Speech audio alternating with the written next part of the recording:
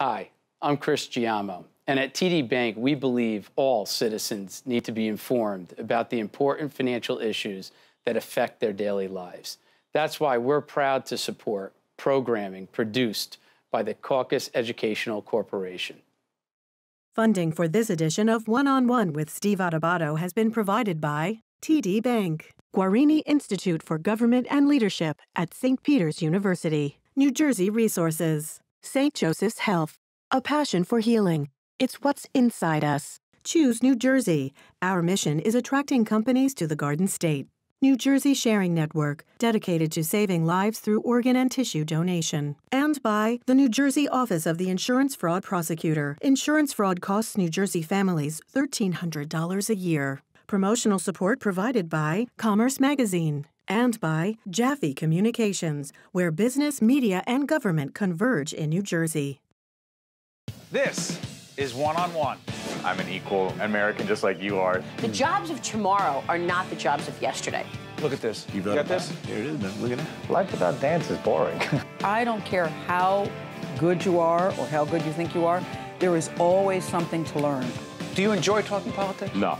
People call me because they feel nobody's paying attention. Our culture, I don't think, has ever been tested the way it's being tested right now. Such a good question. High five.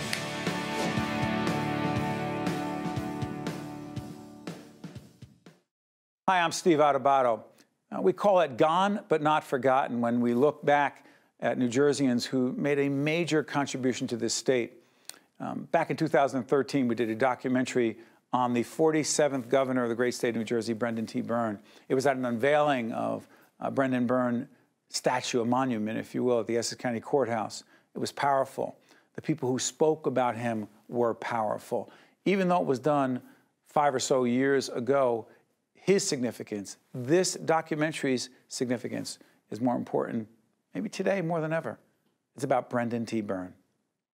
This is Steve Adubato on location at the Brendan T. Byrne Essex County Court Plaza. And behind me, you'll see a 7-foot statue of the Honorable Governor Byrne. And that is Governor Byrne right there. This is after the ceremony. There were 5 governors who spoke about Governor Byrne and other dignitaries who spoke about Governor Byrne. The accolades, the praise just kept coming, one speaker after the other. But it concluded with Governor Byrne, with his Irish wit, with his charm, with his straightforward way of connecting with people.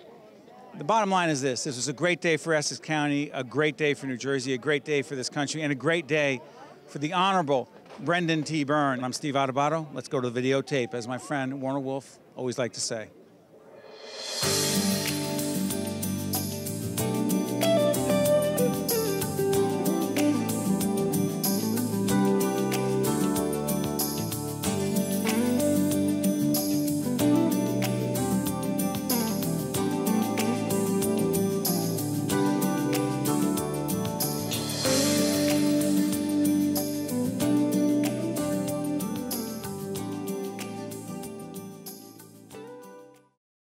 We're here with Jim Gisali, who really has a sense of Brendan Byrne in a way that others don't. We're here actually right in front of the statue that will be unveiled very soon. Talk to us, Jim, about Brendan Byrne. Well, what can I say? Was lucky enough to work for him when I was an assistant prosecutor, and then when he was governor. We've had some great governors. In fact, most of our governors, since the modern state constitution was adopted, have been really very fine governors, and they've all had terrific traits. Many things distinguish Brendan, but in my view, what really characterizes his life and his career the most is his courage. He had tremendous courage to do the right thing, regardless of the political price. One example? He would have to pay. Well, I think many come to mind, but the income tax. When he supported the income tax back in 1976 or so, whatever the year was, everyone predicted that that would cause his demise as governor and that he could never be reelected. And that was the prediction. His approval rating after the income tax was 17% of the state of New Jersey, and that was just 9 months before the election. The public recognized what a great thing he had done and what a fine governor he was, showing intellectual honesty and integrity and, again, courage. But in so many levels, he did the unpopular thing regardless of the political consequences, and I think that's a great legacy. Bob Marino from Horizon, one of the major sponsors, allowed for this to happen, supported it. Why? We were honored to do this when Joe D. called us. Governor Byrne is an outstanding Essex County citizen. Horizon Blue Cross Blue Shield has been an Essex County citizen for 80 years. This is only right and proper that we do this. And on a personal level, as an Essex County resident myself, I'm honored to be here today to be part of this. We're here with two people that are recognizable to our audience, the county executive in Essex County, Joe DiVincenzo, and our governor, our former governor, but always our governor, Tom Kean. Joe, why today? The statue of Governor Byrne will be unveiled in just a few minutes. I'll ask the governor, Governor Kean, why he is here. But why today? Why Governor Byrne? Well, first of all, Governor Byrne is an Essex County resident. Besides that, he was a Superior Court judge. He was a prosecutor. He was a governor in the state for 8 years. And after being the governor, he's also been very involved in issues concerning the state. And he's someone, went through a difficult time when he was elected. Nobody ever thought he was going to be reelected. And he got reelected. He made a tough decision. He stood by his principle, and he got it done. And you talk about the Meadowlands. If it was for Governor Byrne, we wouldn't have the Giants and Jets there right now. I mean, what we've done to this complex, we made it where I want people to be recognized for what they've done and the history of this county. So now when they come in here, walk in there, they see Governor Byrne's statue, and they know he was a presence. I want everyone. This is Governor Byrne Plaza. This is his plaza. Now we have a full statue. I believe it's the first statue, of 7-foot statue of any governor. I mean, that's what has been told to me. Now, I'm looking at Governor Kean, who was Governor Byrne's tennis partner. Is there any 7-foot statue for your tennis partner, Governor? Listen, he needed it in tennis court. Now, Joe D plays tennis too. Now, you might need a new partner because, 7 foot. I'm always ready. What, other than playing tennis with him, which you always loved, your sense of your colleague, your predecessor as governor? Hey, look, he's unique in so many ways, and he's such an example of what a public citizen is and should be, and what a public official should be. And the fact that Joe D's recognized him this way is terrific. Look, I was a Republican leader in the legislature. Brendan Byrne was governor. We disagreed on a lot of stuff. We met all the time, and out of that relationship, we became the closest of friends. That's the way politics should be. That's the way government should be. That's the way Brendan Byrne is. And his whole life has been dedicated to trying to make New Jersey a better place. So we should recognize him, and when people come to this plaza, because of this guy's leadership, they're going to say, who was that? And some kid is going to learn what a good public servant should be. And Brendan Byrne's the example. We're here with Jay Warren, who is the sculptor, the guy who put together this extraordinary 7-foot statue of the Honorable Brendan T. Byrne. It's beautiful. Everyone loves it. When you talk about the character of Brendan Byrne, how would you describe it? The humor comes out a lot, Very humorous, but very sincere and thoughtful. The pose I put him in is one I kept seeing over and over, with his fingers laced, standing and listening to someone speaking to him. A very thoughtful, contemplative pose. So that's what I really wanted to bring forward in it. It's beautiful. Thank you very much. Thanks a lot.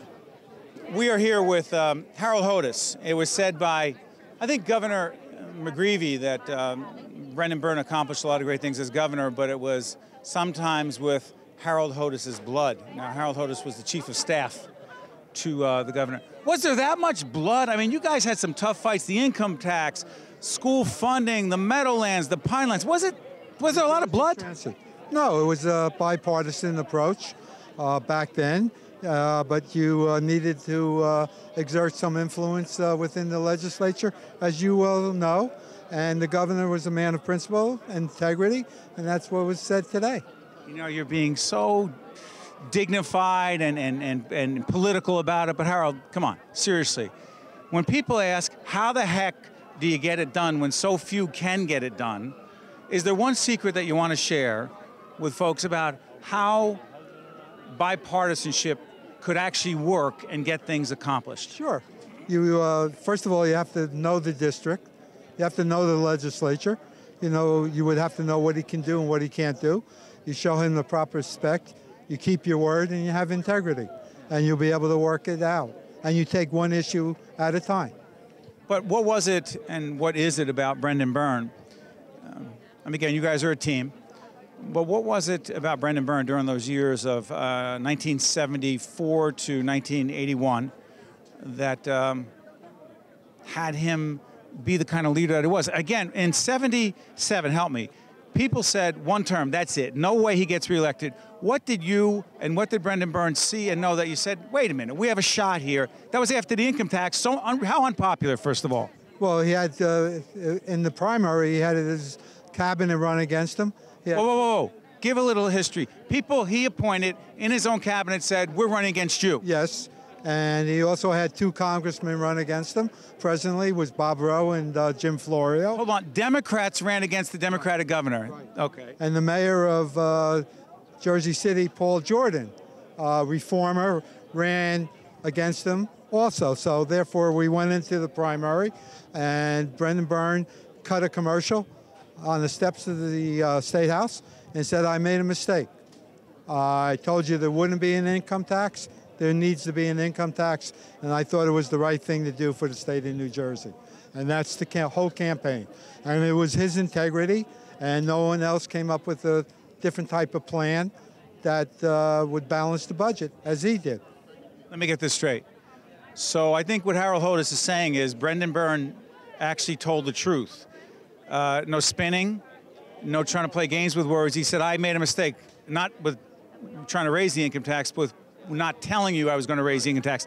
That was the mistake, yes. And people bought it. Yes, but at the end, people started to switch their positions in the election around September, and momentum picked up, and he won the primary, and we went on from there. We started out about 20 points down in the summertime. He worked at it, and people understood what Byrne did. And the moral of this, since I haven't really seen much of that since, Harold, is what? Integrity is the moral of the story. Keep your word, do what you believe in doing, and at the end of the day, you'll come out a winner. We're here with Essex County Sheriff Romano Fontoura. There's a crowd that has gathered in front of the 7-foot statue of the Honorable Brendan Byrne. An amazing outpouring of love and support for a guy that you've known for many, many years, a law enforcement community. People didn't know him as a prosecutor, right? I knew him as a prosecutor. I was down in Newark Police Department. He was a tough prosecutor. And when I became sheriff, he didn't like sheriffs. And he made it clear that the office of sheriff should be eliminated. So he said before he said, no, I love Armando. He's the best sheriff ever, but we used to be enemies. I said, no, I was your friend. I always loved you. Always loved him. He's a terrific guy. He's a wonderful person. He's a great, great Essex County guy. He is Essex County. Good afternoon, everyone. And to all of the governors. It is extremely difficult, trust me, I work in the State House, to be a popular governor. It is extremely difficult when there is bipartisan love for you.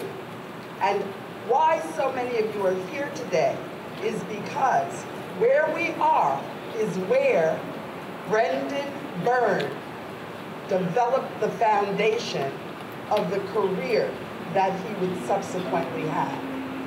Many of you from the judiciary and from the law firms of the area are here because you worked with him throughout the years. Those of you involved in government also, under his leadership, took the state to new places. But I believe why he is such a popular governor is because of his humility. I have been in Newark Airport and smiled at seeing Brendan Byrne pull along his little small Pullman suitcase, not allowing anyone to help him.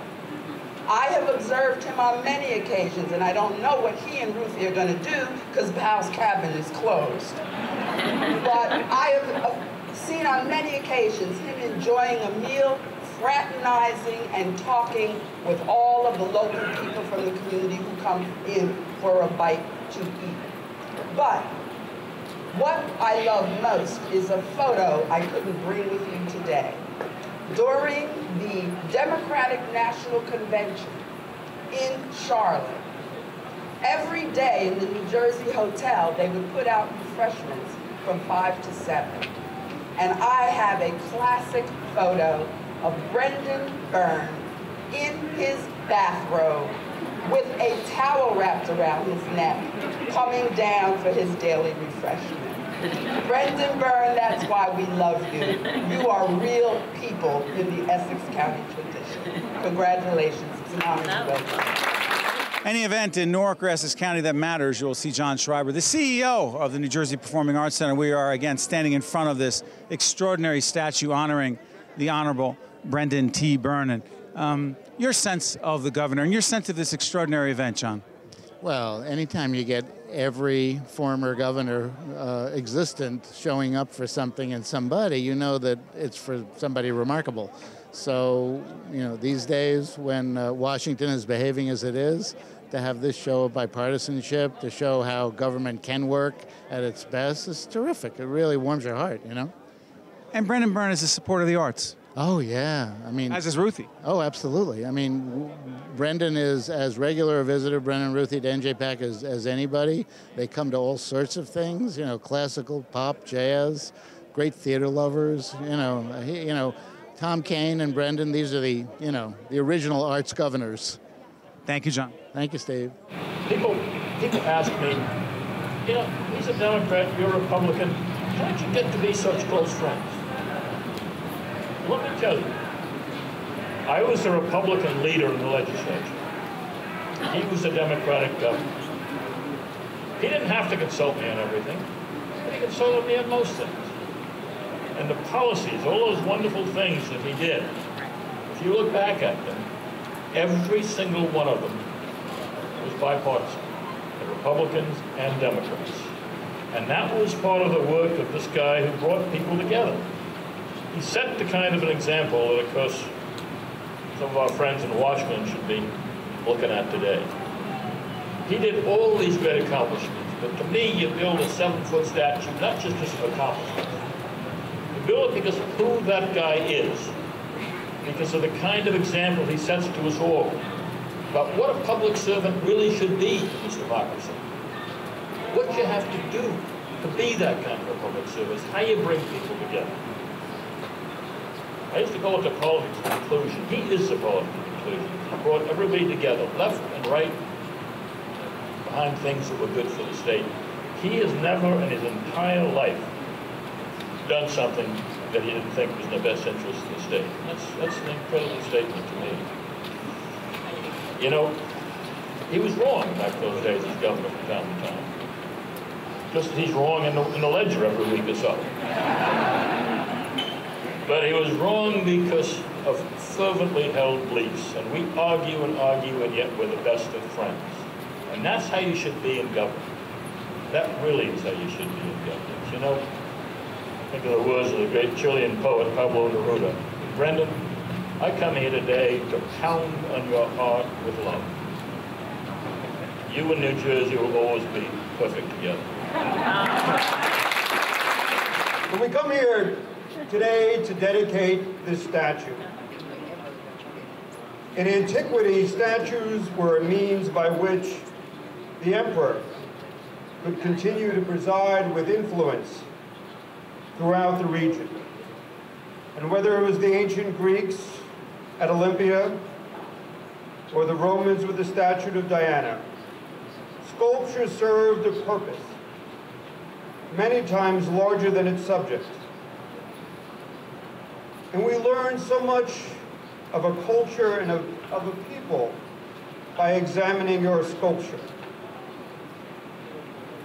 Today we honor a man who, although not from antiquity, almost 40 years ago took the oath of office of this state's governorship. And I would suggest that Governor Byrne's life answered the question by which the prophet Micah posed to all of us. And what does the Lord require of you? And the prophet responded, to act justly, to love mercy, and to walk humbly with your God. Governor Byrne was part of America's greatest generation. After serving the United States Army Air Corps, he received, as was noted, the Distinguished Flying Cross and 4 Air Medals. He proceeded to Princeton and then to Harvard Law School, subsequently working for Governor Minor, and then being appointed Essex County prosecutor by Governor Minor, and again reappointed by Governor Hughes in 1964. Having served on the Superior Court, he won the Democratic primary in 1973. And yet, despite the political process, the give and take, the thrust and parry, Brendan Byrne always remained loyal and adhered to his principles. As Ralph Waldo Emerson stated, to be yourself in a world that is constantly trying to make you something else is the greatest accomplishment. Brendan Byrne maintained his fealty to his principles and was never afraid of the tough challenges. Thank you very much, and good afternoon. I just thank Jim McGreevy for leaving me nothing left to say. I'm really pleased to be able to help all of us in commemorating the accomplishments of Brendan. You can sense the warmth in the audience. You can sense the feeling of the enthusiasm, and that's something important. I guess the only thing I would like to add to what's been said, maybe even to address the younger people in the audience who know Brendan as someone who's collegial, someone who's friendly, someone who has a great sense of humor. But those of us who have been around for a long period of time know the other side of Brendan, which is a hard-driving policy person who works very hard on the things that he cares about most. To my friend Governor Byrne, you know, I think for all of us, and I think I'll take the risk of speaking for my predecessors who are here and even for the ones who aren't. He has been a very tough act to follow. It is difficult to do this job and be funny at the same time. I have often found, sitting in that office, that there are at times few things to laugh about. But one of the powers of Governor Byrne's leadership was not only that he did all the important things, and I agree with Governor Florio. You know, McGreevy took all of it. He took every listing. He quoted every person he could quote. Everybody was, and every one of us who came after him, I was throwing away our talking points because McGreevy took all of it, except for perfect together, because we all know that that's Keynes, and none of us can take that. But one of the powers of his leadership was not only that he accomplished great things on behalf of the people of the state, things that have created a legacy for him and for the people of the state, but also that he kept his own leadership in perspective through his sense of humor, through his understanding of the fact that he was a temporary steward of this office, and that while the issues were to be taken seriously, he never has taken himself too seriously. And I think that's one of the reasons why the people of this state related to him so well and continue to relate to him so well. Governor McGreevy alluded to the fact that that wasn't always the case. Reminds me of one of Governor Byrne's bits of advice to me when I became governor. He said to me, from my experience, he said, when you're traveling out around the state as governor, when people are waving to you with all 5 fingers, things are going well. And he seemed to talk about that from experience. So he never took the challenges lightly, but he always understood that the honor and the privilege of being governor was something that was to be savored. And all the advice and counsel that he's given to me over the course of the last 3.5 years have always been infused with that perspective, that the issues are difficult and that you need to confront them honestly and in a straightforward way, but that you always have to keep perspective on the fact that first and foremost, you're there to serve the people, and that while the office is serious, that you just can't every day take yourself too seriously. People relate to that type of leadership in a human way, whether they've agreed with him in the past or they've disagreed with him.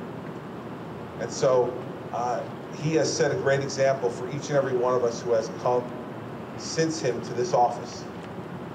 Someone who strove to achieve great things, but always kept in perspective the friendships, the relationships that permitted him to build this legacy.